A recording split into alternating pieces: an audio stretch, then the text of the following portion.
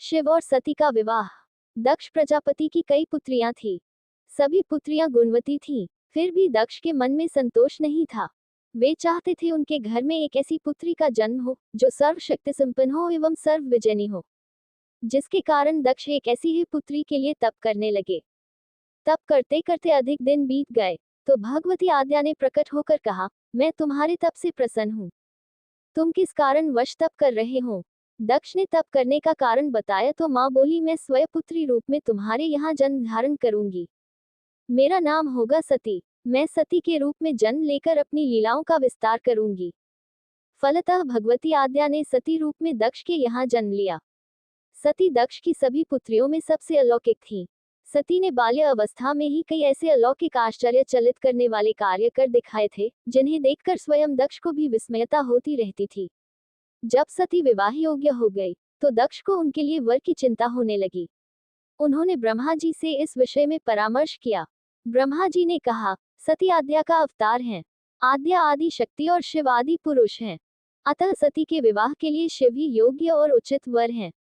दक्ष ने ब्रह्मा जी की बात मानकर सती का विवाह भगवान शिव के साथ कर दिया।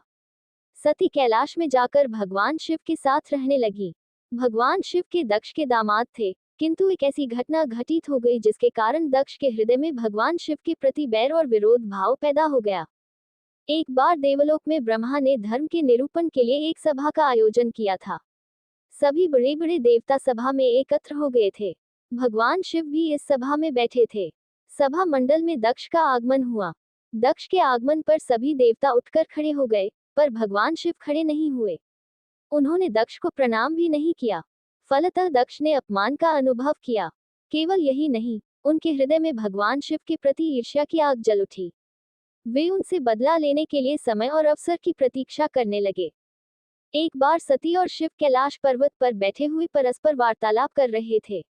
उसी समय आकाश मार्ग से कई विमान कनखल की ओर जाते हुए दिखाई पड़े। सती ने उन विमानों को देखकर भगवान शिव से पूछा, प्रभु, ये सभी विमान किसके हैं और कहाँ जा रहे हैं? भगवान शक्र ने उत्तर दिया, आपके पिता ने बहुत बड़े यज्ञ का आयोजन किया है। समस्त देवता और देवांगनाएं इन विमानों में बैठकर उसी यज्ञ में सम्मिलित होने के लिए जा रहे हैं। इस पर सती ने दूसरा प्रश्न किया, क्या मेरे पिता ने आपको यज्ञ में सम्मिलित होने के लिए नहीं बुलाया? भगवान शंकर ने उत्तर दिया, आपके पिता मुझसे बैर रखते हैं, फिर वे मुझे क्यों बुलाने लगे? सती मन ही मन सोचने लगी, फिर बोली, यज्ञ के इस अवसर पर अवश्य मेरी सभी बहनें आएंगी। उनसे मिले हुए बहुत दिन हो गए। यदि आपकी अनुमति हो तो मैं भी अपने पिता के घर जाना चाहती हूँ। यज्ञ में सम्मिलित हो लूंगी और बहनों से भी मिलने का सुअवसर मिलेगा। भगवान शिव ने उत्तर दिया, इस समय वहां जाना उचित नहीं होगा। आपके पिता मुझसे जलते हैं, हो सकता है वे आपका भी अपमान करें। बिना बुलाए किसी के घर जाना उचित नहीं होता है। इस पर सती ने प्रश्न किया, ऐसा क्यों? भगवान शिव ने उत्तर दिया, विवाहिता लड़की को बिना बुलाए पिता के घर नहीं जाना चाहिए, क्योंकि विवाह हो जाने पर लड़की अपने पति की हो जाती है। पिता के घर से उसका संबंध टूट जाता है। लेकिन सती पीहर जाने के लिए हठ करती रही, अपनी बात बार बार दोहराती रही। उनकी इच्छा देखकर भगवान शिव ने पीहर जाने की अनुमति दे दी। उनके साथ अपना एक गण भी साथ में भेज दिया। उस गण का नाम वीरभद्र था। सती वीरभद्र के साथ अपने पिता के घर गईं। घर में सती से किसी ने भी प्रेम पूर्वक वार्तालाप नहीं किया। दक्ष ने उन्हें देखकर कहा, तुम क्या यहाँ मेरा अपमान कराने आई हो? अपनी बहनों को तो देखो, वे किस प्रकार भांति भांति के अलंकारों और सुंदर वस्त्रों से सुसज्जित हैं। तुम्हारे शरीर पर मात्र बाघंबर हैं। तुम्हारा पति श्मशानवासी और भूतों का नायक है। वह तुम्हें बाघंबर छोड़कर और पहना ही क्या सकता है? दक्ष के कथन से सती के हृदय में पश्चाताप का सागर उमड़ पड़ा। वे सोचने लगी, उन्होंने यहाँ आकर अच्छा नहीं किया।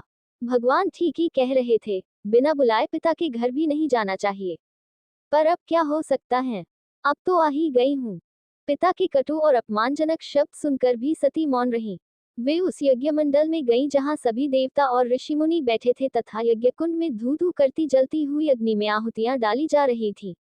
सती ने यज्ञ मंडप में सभी देवताओं के तो भाग देखे, किंतु भगवान शिव का भाग नहीं देखा।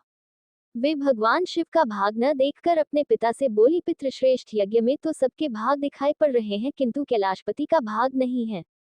आपने उनका भाग क्यों नहीं रखा? दक्ष ने गर्व से उत्तर दिया, मैं तुम्हारे पति शिव को देवता नहीं समझता।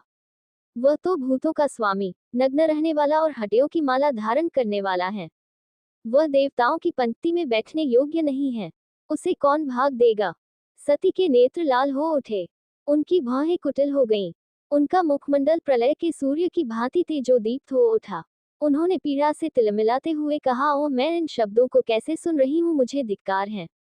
देवताओं तुम्हें भी धिक्कार है। तुम भी उन कैलाशपति के लिए इन शब्दों को कैसे सुन रहे हो जो मंगल के प्रतीक हैं और जो क्षण मात्र में संपूर्ण सृष्टि को नष्ट करने की शक्ति रखते हैं। वे मेरे स्वामी हैं। नारी के लिए उसका पति ही स्वर्ग होता है। जो नारी अपने पति के लिए अपमानजनक शब्दों को सुनती है उसे नरक में जाना पड़ता है।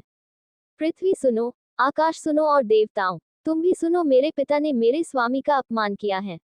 मैं अब एक क्षण भी जीवित रहना नहीं चाहती। सती अपने कथन को समाप्त करती हुई यज्ञ के कुंड में कूद पड़ी। जलती हुई आहुतियों के साथ उनका शरीर भी जलने लगा। यज्ञ मंडप में खलबली पैदा हो गई, हाहाकार मच गया। देवता उठकर खड़े हो गए। वीरभद्र क्रोध से कांप उठे।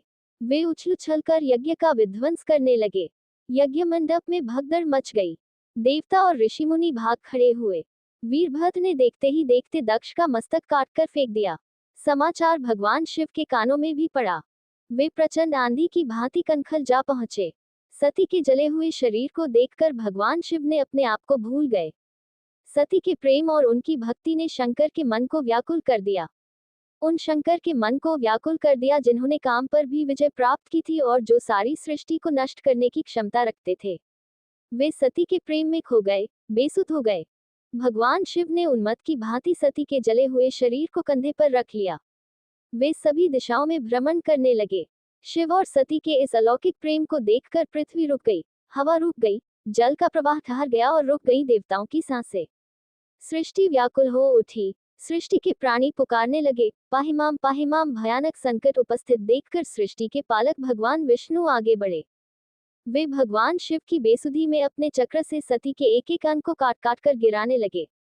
धरती पर 51 स्थानों में सती के अंग कट कट कर गिरे। जब सती के सारे अंग कट कर गिर गए तो भगवान शिव पुनः अपने आप में आए। जब वे अपने आप में आए तो पुनः सृष्टि के सारे कार्य चलने लगे। धरती पर जिन 51 स्थानों में सती के अंग कट कट कर गिरे थे, वे ही स्थान आज शक्ति के पीठ स्थान माने जाते हैं। आज भी उन स्थानों में सती का पूजन होता है, उपासना होती है। अगर आपको ये वीडियो पसंद आया हो तो वीडियो की लाइक करें और ऐसी ही और वीडियो देखने के लिए मेरे चैनल को सब्सक्राइब करें। धन्यवाद।